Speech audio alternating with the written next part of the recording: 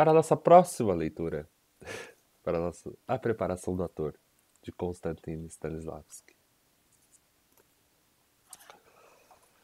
Parte 6 do Descontração dos Músculos.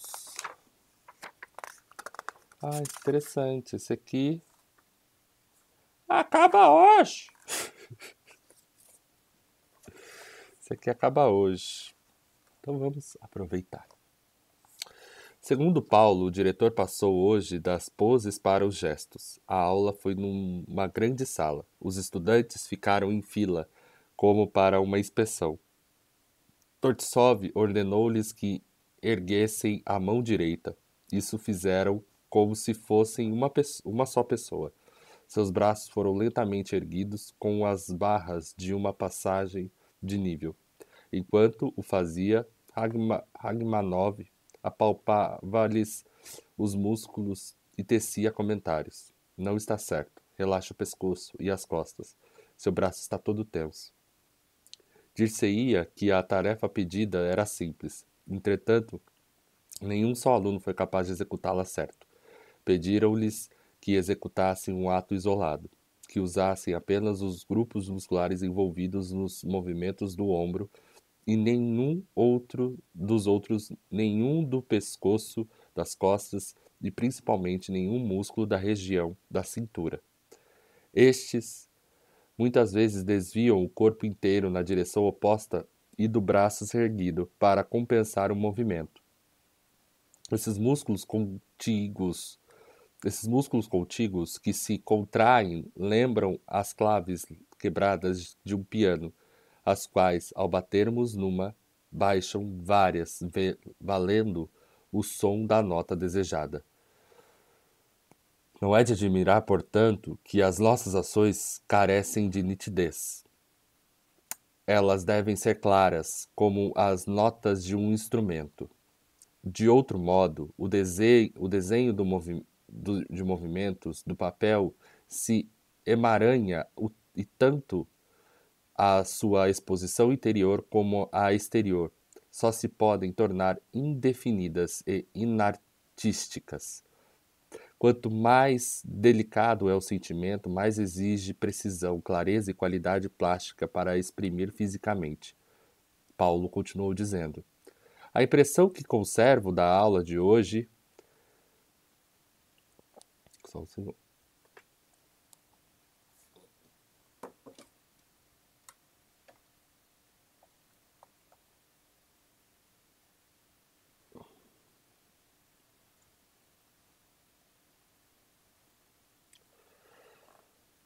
A impressão que conservo da aula de hoje é que o diretor demonstrou a todos como se fôssemos maquinismos, desaparafusou-nos, separou cada ossinho, lubrificou, remontou-nos e desaparafusou-nos outra vez. Depois desse processo, sinto-me decididamente mais maleável, mais ágil e mais expressivo. E o que mais aconteceu? Perguntei. Ele insistiu que quando se usar um grupo isolado de músculos, sejam eles do ombro, do braço, da perna ou das costas, todas as outras partes do corpo têm de permanecer livres e sem qualquer tensão. Por exemplo, ao erguer o braço com o auxílio dos músculos do ombro e contrair os que forem necessários ao movimento, devo deixar o resto do braço e cotovelo, o pulso, os dedos e todas essas juntas completamente moles. Vocês conseguiram fazer isso? Não, reconheceu Paulo. Mas conseguimos fazer uma ideia do que vamos sentir quando tivermos praticado até chegarmos a esse ponto. É assim tão difícil? Perguntei intrigado. A princípio parece fácil, e no entanto nenhum de nós conseguiu fazer direito o exercício. Parece que não podemos fugir a uma transformação completa se quisermos adaptar-nos às exigências da nossa arte.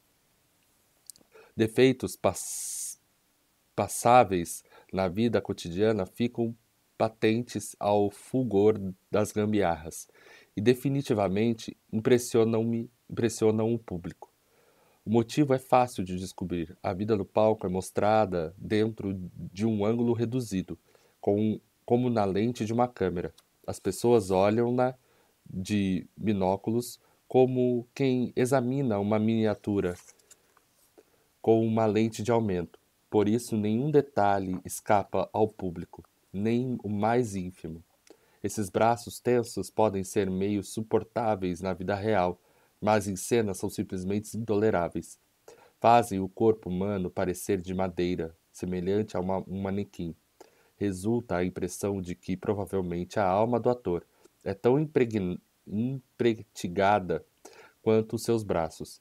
Se acrescentarmos a isso costas inflexíveis que só se dobram pela cintura e em ângulos retos, teremos o retrato exato de uma bengala. Que emoções poderia essa bengala refletir? Parece, segundo Paulo, que eles hoje em aula não conseguiram absolutamente fazer essa coisa única e simples: erguer um braço empregando apenas os músculos necessários, os dos ombros. Tiveram igual insucesso com exercícios semelhantes para o cotovelo e o pulso e as diversas juntas da mão. De cada vez a mão inteira se envolvia e fizeram pior os exercícios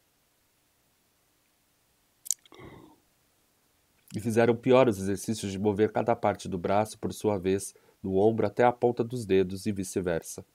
Era natural. Como não tinham conseguido em parte, não podiam consegui-lo no exercício completo, que era proporcionalmente mais difícil. Aliás, Tortsov não demonstrou esses exercícios com a ideia de que poderíamos fazer logo de uma vez.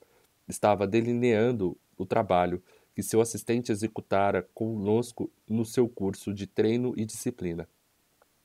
Demonstrou também exercícios relativos ao pescoço, em todos os ângulos, as costas, a cintura, as pernas. Depois chegou o leão. Teve a bondade de fazer os exercícios que Paulo descrevera, principalmente curvar e endireitar as costas junta por junta, começando com a mais alta, na base do crânio e daí para baixo. Mesmo isso não é assim tão simples. Só consegui sentir 3 lugares em que dobrei as costas. E, no entanto, temos 24 vértebras. Depois que Paulo e Leão se foram, o gato entrou. Continuei minha observação do bichano em poses variadas e incomuns, indescritíveis. Quando ergue a pata ou descobre as unhas, tenho a impressão de que está usando grupos musculares especialmente adaptados àquele movimento. Eu não sou feito assim. Não posso sequer mexer só com o meu quarto dedo. Tanto o terceiro como o quinto mexem-se com ele. E é para nós inatingível um desenvolvimento e grau de acabamento no cultivo da técnica muscular, como existe em certos animais. Nenhuma técnica pode atingir tal perfeição de controle muscular. Quando esse gato avança no meu dedo, ele passa instantaneamente de repouso total para um movimento relâmpago, difícil de acompanhar. E, entretanto, que economia de energia! Com que cuidado ela é distribuída? Ao se preparar para fazer um movimento, para saltar, ele não perde força alguma em contração supérfluas. Poupa toda a força para lançá-la, num dado momento, sobre o ponto onde dela precisa, É por isso que seus movimentos são tão bem recortados, tão definidos e poderosos. Para pôr-me à prova, comecei a recapitular os movimentos de tigre que usara ao interpretar Otelo. Ao primeiro passo que dei, todos os meus músculos se apertaram, lembrando-me enérgicos, exatamente como eu me sentia na prova de atuação e compreendi qual tinha sido o meu erro principal daquela vez. Uma criatura entorpecida cujo corpo todo é preso de contrações musculares não pode absolutamente sentir qualquer liberdade em cena, nem pode ter propriamente vida. Se já é difícil fazer uma simples multiplicação enquanto erguem-se a quina de um piano, Qual menos possível será exprimir as delicadas emoções de um papel complicado. Que boa ligação nos deu o diretor com aquela prova, quando fizemos com total segurança tudo o que era errado. Foi um modo sábio e convincente de demonstrar sua tese. Eu achei muito engraçado que fizemos com total segurança tudo que era errado. E nós temos essa tendência de fazer as coisas com total segurança tudo que é errado. Nós somos educados, né? Temos compartimentos desta educação. Aí volta um pouco com o que a gente leu no Poder do Agora, de buscar o estado de serenidade, que é o não manifesto, ele é esse estado de serenidade. O Ti é o fluxo, né, de energia do não manifesto para a forma, para o manifesto, né, para isso aqui que a gente vê, visualiza e convive. E o quanto a gente interrompe isso e acaba criando movimentos internos e externos totalmente desnecessários, né? De não consciência do que fazemos, né? De não consciência do que das ações que estamos cometendo, né? Esse exercício, essa possibilidade de você, esse exercício que o Stanislavski propõe de você prestar atenção em quais grupos musculares você utiliza para fazer as movimentações do seu corpo, né? Quando ele fala ergue o braço e eles começam a perceber que as mãos estão tensas porque o braço está erguido ou que os músculos né, que fazem o grupo, que fazem a força, né, que puxam, que retraem e alongam para poder fazer esse movimento do cotovelo, né, eles estão tensionados, os bíceps, os tríceps, né, os músculos aqui do braço.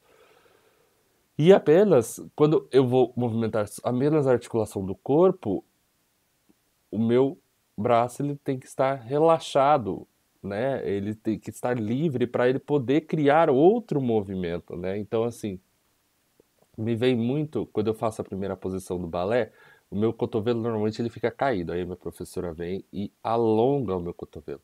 Ele fica caído e o meu braço começa a pesar muito. Quando ele alonga, ele pesa menos, porque eu sustento o meu braço na minha escápula, né? De todo esse grupo muscular da escápula. Então ele fica leve. Aí eu consigo subir. Aí eu consigo subir todo o meu corpo, porque eu não tenho mais o peso do meu braço e os músculos tensos para sustentar, e o meu corpo não precisa mais ficar sustentando o meu braço, né? Eu não tensiono só o músculo dos braços, eu tensiono todo um corpo quando ele está em desalinhamento, né?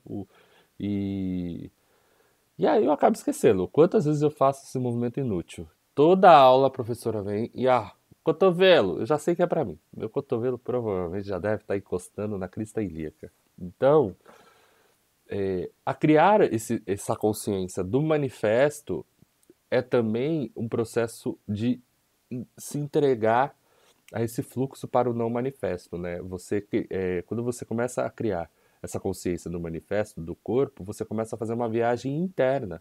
Você começa a fazer um processo interno. Você não faz um processo externo. Por mais que tenham espelhos aonde você vai, perceba que naquele momento em que você está totalmente concentrado fazendo a sua atividade física, ou o seu movimento, ou a sua aula de expressão, de consciência corporal, você está fazendo um processo de movimento interno. E a partir do momento que você entra nesse movimento interno, você constrói uma possibilidade de comunicação com o não manifesto e o manifesto. Aí você traz essa energia divina para o manifesto e as coisas começam a se manifestar. Aí ele se dá o estado que ele fala de iluminação, quando a gente consegue canalizar, livrar esse caminho, esse rio, né, do não manifesto para o manifesto, do Deus para a criatura, do Criador para a criatura, do eu verdadeiro para o eu ilusão, para a ilusão, começa a manifestar a luz neste lugar.